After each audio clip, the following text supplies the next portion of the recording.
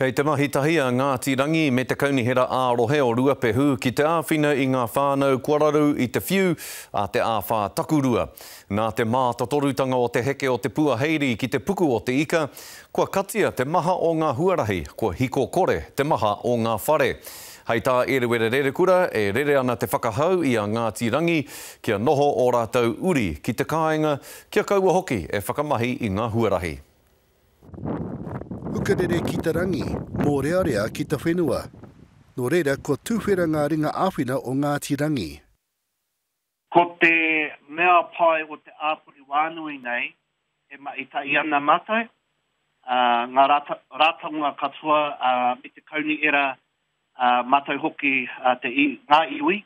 Ko mātai te iwi, ko hokona kai, ko tikina witai wai, kia tukina kia rātou ngā wānau e raru ana.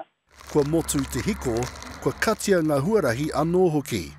E hehe ana i tai wai, ke wakamāna ai rātou. Nō reira, koina ngā mea ko rangona e mātou, ko te kai me te wai. Ko te whakatonu a Ngāti Rangi ki ona hapori. Me noo ki te kāinga.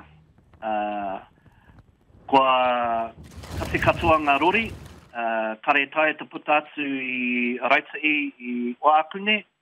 Nō reira, e noo ki te kāinga, mina e hea aoina, tautoko, pā mai tuatai ki te kauni era, kia mātou oki o Ngāti Rangi, Ngāti Unuku. Kua whakaarehia e te iwi i tētahi whārangi pukamata, hei whakairi i ngā karere o te wā mō te take nei.